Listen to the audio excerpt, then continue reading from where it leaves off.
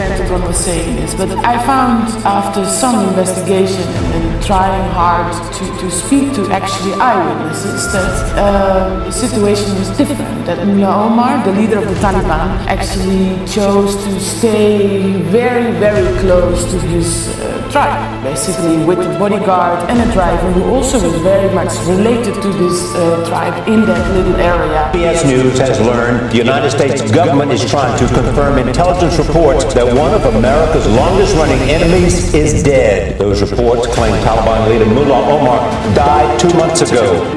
Argument की बात नहीं, जिसे जान देनी है वो चला गया और मुल्ला उमर खड़ा हो गया और अल्लाह ताला ने उसको कामयाबी दे दी।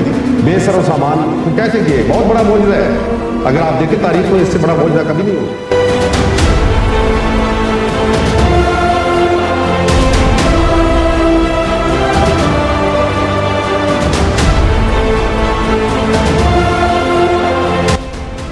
History is not only written by the victors, sometimes it is written by the assumptions. तारीख हमेशा फातिह नहीं लिखते, कभी कभी तारीख मफरूज़ों से भी लिखा जाता है, और जब तारीख मफरूज़ों से लिखा जाता है तो फिर वो एक ऐसी हकीकत बन जाती है कि उनके ऊपर पॉलिसीज़ बनाए जाते हैं और फिर उन पॉलिसीज़ के ऊपर जंगें भी लड़ी जाती है, और कभी कभी वो assumptions इंटायर नेशंस की एक डेस्टिनी भी बन जाती है। पिछले 20 साल से पूरी दुनिया में लोग ऐसी ही एक कहानी के ऊपर यकीन रखते हैं जो कि उनको बताई गई एक शख्स के बारे में। उस शख्स का नाम है मुल्ला Mohammad Umar, who was the founder of Taliban. मुल्ला उमर के बारे में चंद चीज़ें बहुत ज़्यादा मशहूर है। पहली बात उनके बारे में ये कही जाती है कि मुल्ला उमर जब अफगानिस्तान पर अमेरिकन अटैक करते हैं तो वो आते हैं पाकिस्तान और यहाँ पर वो छुपते हैं। दूसरी चीज़ कि मुल्ला उमर को हमेशा ISI यानी कि पाकिस्तानी इंटेलिजेंस एजेंसी ने हमेशा उनको प्रोटेक्ट किया, और ISI का एक बहुत इम्पोर्टेंट रोल रहा है in formation of Afghan Taliban. तीसरी चीज़ उनके बारे में ये बताई जाती है कि अलकायदा ने जो भी प्लान किया, 9/11 का जो भी प्लान था, तो उसमें मुल्ला उमर और तालिबान बराबर के शरीक थे। उसके बारे में कहा जाता है कि वो इतना एक ख़तरनाक एक दहशत गर्द था कि उनके सर के ऊपर अमेरिकन ने $10 मिलियन का इनाम भी रखा। वाशिंगटन से लेकर लंदन तक, CNN से लेकर BBC तक यही एक वर्जन हमें बताया गया जो कि अनडिस्प्यूटेड फैक्ट बन चुका है। But what if I told you that this entire story was false? ये जो कहानी आप सबको बताई गई ये मुकम्मल तौर पर सही कहानी नहीं थी। According to ground breaking research, जब पूरी दुनिया मुल्ला उमर को पाकिस्तान में ढूंढ रहे थे तो वो उस वक्त पाकिस्तान में मौजूद नहीं था, बल्कि वो अफगानिस्तान में एक छोटे से इलाके में रिहाइश पजीर था। वो ना कोई लग्जरी हाउस में था, ना कोई केफ में था, ना कोई सीक्रेट टनल में था, बल्कि अफगानिस्तान के ज़बोल प्रोविंस में एक छोटे से गांव में एक आम से घर में वो अपना आखिरी टाइम गुजार रहा था।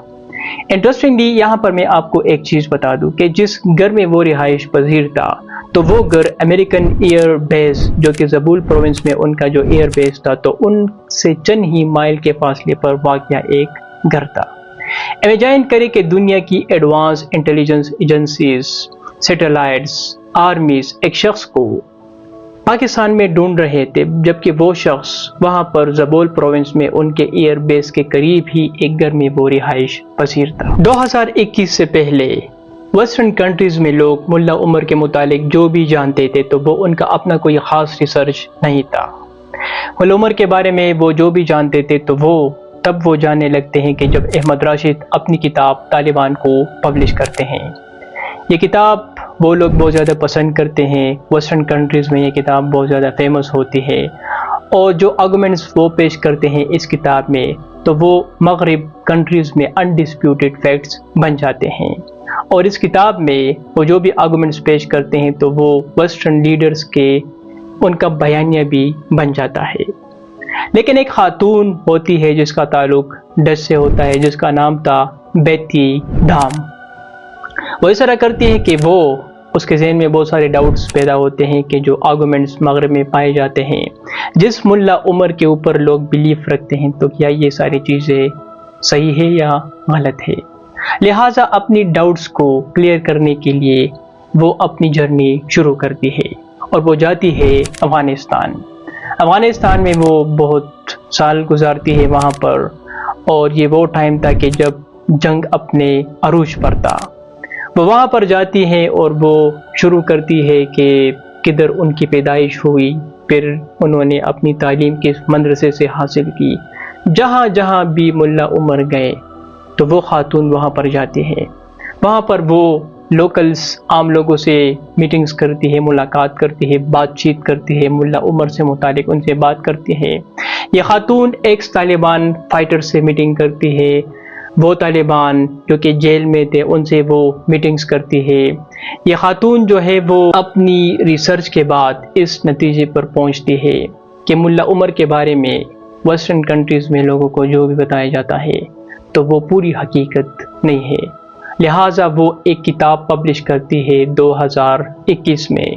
اس کتاب کا نام ہے لوکنگ فار دی اینیمی، دی ملا عمر اینڈ دی ان نون طالبان۔ بیتدام کی یہ کتاب صرف ایک ہڈن مین کی کہانی نہیں ہے، بلکہ اس کتاب میں وہ ہمیں بتاتی ہے کہ کس طرح متس کو کریٹ کیے جاتے ہیں، کس طرح گورنمنٹس چیزوں کا غلط استعمال کر کے ان کو اپنے مفادات کے لیے استعمال کرتے ہیں، کس طرح بڑے بڑے جنگیں لڑی جاتی ہے on the basis of half truths and assumptions. Mullah Omar کو انڈرسٹینڈ کرنے سے پہلے ہمیں تھوڑا سا افغانستان کو ڈسکس کرنا ہوگا۔ افغانستان صرف ایک کنٹری نہیں ہے، اس کے بارے میں کہا جاتا ہے کہ it is the land of mountains and endless deserts. Afghanistan کو امپائرز کا قبرستان یعنی کہ the graveyard of empires بھی کہا جاتا ہے۔ اس کے پیچھے ریزن یہ ہے کہ یہاں پر برٹش آئے تھے، انہوں نے شکست کھائی، یہاں پر سوویٹس آئے تھے، انہوں نے شکست کھائی، یہاں پر امریکنز آئے، انہوں نے بھی شکست کھائی۔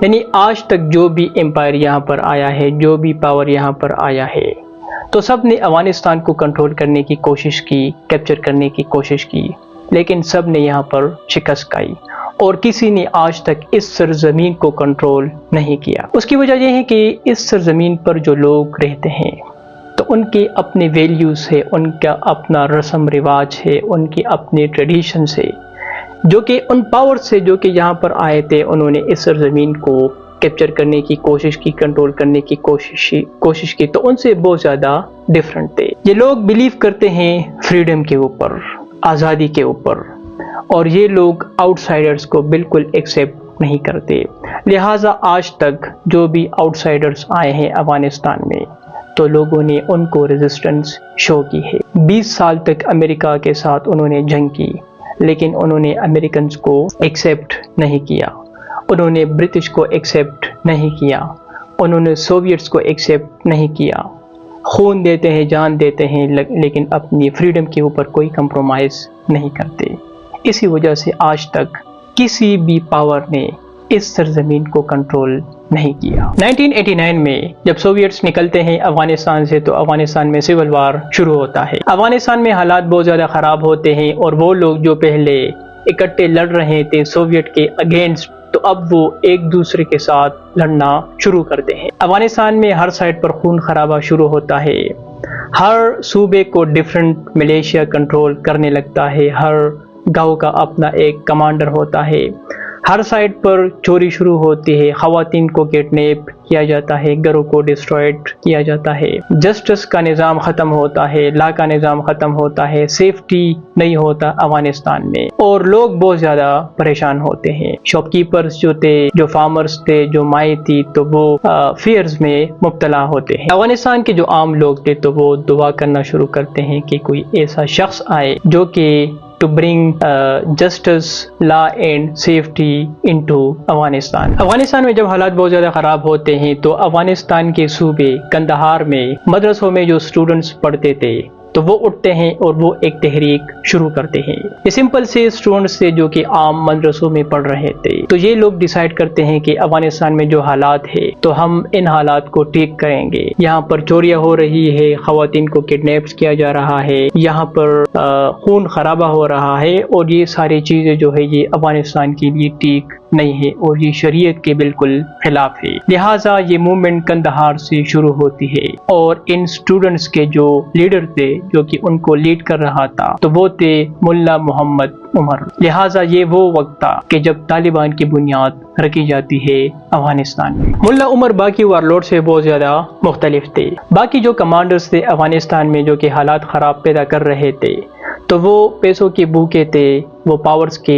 بھوکے تھے، لیکن ملا عمر کے پاس نہ کوئی پاور تھا، نہ ان کے پاس کوئی لگژری گاڑی تھی، نہ لگژری گھر تھا، نہ ان کے پاس بہت زیادہ پیسے تھے۔ ایک غریب سا ایک آدمی تھا جو کہ غربت میں رہ رہا تھا، لیکن ملا محمد عمر کے اوپر لوگ جو ہے ٹرسٹ کرنا شروع کرتے ہیں۔ 1994 میں یہ تحریک شروع ہوتی ہے کندہار سے، اور کندہار میں لوگ ان کو جوائن کرنا شروع کرتے ہیں۔ کندہار میں جتنے بھی وارلورڈز تھے، جو کمانڈرز تھے، ان سب کو اریسٹ کیا جاتا ہے اور پبلکلی ان کو ایگزیکیوٹ کیا جاتا ہے۔ اب ان چیزوں کو جب لوگ دیکھتے ہیں تو وہ سمجھتے ہیں کہ اگر ہم ملا عمر کے اس تحریک کو جوائن کریں گے تو ہم افغانستان میں امن لا سکتے ہیں، لہٰذا ایک بہت بڑی تعداد میں لوگ اس تحریک کو جوائن کرتے ہیں، اور یہ اتنا ایک پاورفل تحریک بنتا ہے کہ چند ہی مہینوں میں یہ پورے کندہار کو مکمل طور پر کلیئر کرتے ہیں، اور آہستہ آہستہ کندہار سے باہر بھی یہ لوگ جانا شروع کرتے ہیں۔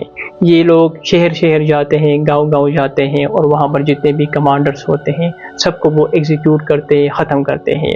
لہٰذا افغانستان میں آہستہ آہستہ امن آنا شروع ہوتی ہے، اور یہ وہ وقت تھا کہ ملا عمر آہستہ آہستہ افغانستان میں فیمس ہونا شروع ہوتا ہے، اور لوگ ان کو ٹرسٹ کرنا شروع کرتے ہیں۔ اس کے پیچھے مین ریزن بھی یہ تھا کہ وہ وہاں پر جسٹس کا نظام لاتے ہیں، وہ وہاں پر لا کا نظام لاتے ہیں، اور وہاں پر لوگ سمجھتے ہیں کہ سیفٹی مکمل طور پر آ چکی ہے۔ 1996 میں جب طالبان کابل کو کیپچر کرتے ہیں تو وہ افغانستان کو اسلامک ایمریٹ آف افغانستان ڈکلیئر کرتے ہیں۔ زندگی راتوں رات تبدیل ہو جاتی ہے، کیونکہ وہ جو طالبان تھے تو وہ مدارس کے اسٹوڈنٹس تھے، تو ان کا جو ورژن آف اسلام تھا اس میں صرف اسٹرکس لاز نہیں تھے، بلکہ اس میں ان کے ٹریڈیشن، ویلیوز اور ان کے اپنے جو ٹرائبل جو رسم رواج تھے تو وہ بھی اس میں شامل تھے۔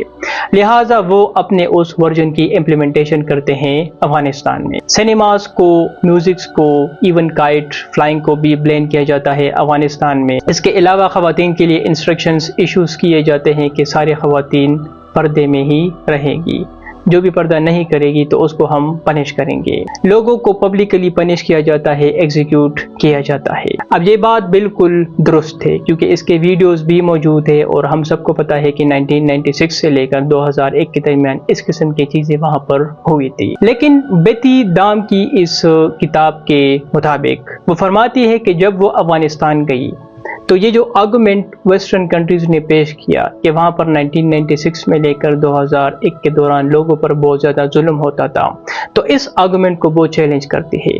وہاں پر وہ عام لوگوں سے بات کرتی ہے، ان سے میٹنگز کرتی ہے، اور ان سے اس ایرا کے بارے میں معلومات حاصل کرتی ہے۔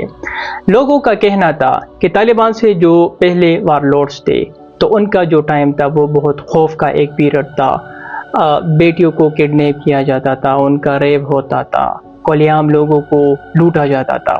طالبان کا جو ٹائم پیریڈ تھا وہاں پر جو لوگ تھے ان کے مطابق، اس کتاب کے مطابق، کہ وہ کافی امن کا ایک ٹائم تھا، پیس بہت زیادہ تھا، جسٹس تھا، لا تھا۔ اگرچہ کچھ چیزیں غلط ہوئی تھی، لیکن چونکہ وہ ان کے ٹریڈیشنز تھے، ان کے ویلیوز تھے، تو وہ اس کے اوپر وہ کوئی سوالات نہیں اٹھا رہے تھے۔ اس کے مطابق افغانستان کے جو کورٹس تھے اگرچہ وہ بہت زیادہ سخت تھے، لیکن وہاں پر انصاف بہت زیادہ فاسٹ تھی، جلدی دی جاتی تھی۔ جو وارلورڈز تھے وہ لوگوں کو لوٹتے تھے، پیسے لیتے تھے، لیکن جو طالبان تھے تو وہ غربت میں ہی رہ رہے تھے۔ لہٰذا بیتی دام یہاں پر ہم سے یہ فرماتی ہے، اس کتاب میں وہ یہ آرگومنٹ پیش کرتی ہے کہ یہ بھی ایک ڈویلٹی تھی ویسٹرن کنٹریز کی۔ انہوں نے ہمیں ایک سائڈ تو بتایا، لیکن دوسرا سائڈ انہوں نے ہمیں نہیں بتایا کہ افغانستان کے اندر لوگ اس چیز کے اوپر کیا سوچ رہے تھے۔ بیتی دام اپنی کتاب میں فرماتی ہے کہ آؤٹ سائڈ افغانستان ملا عمر کے متعلق بہت ساری چیزیں ایسی بتائی جاتی ہے جس میں کوئی حقیقت نہیں ہے۔ مثال کے طور پر ملا عمر کے متعلق یہ چیز بتائی جاتی ہے کہ وہ پاکستانی گورنمنٹ اور ISI کے پپٹ تھے، جبکہ وہ فرماتی ہے کہ حقیقت میں وہ ان کی پپٹ نہیں تھے۔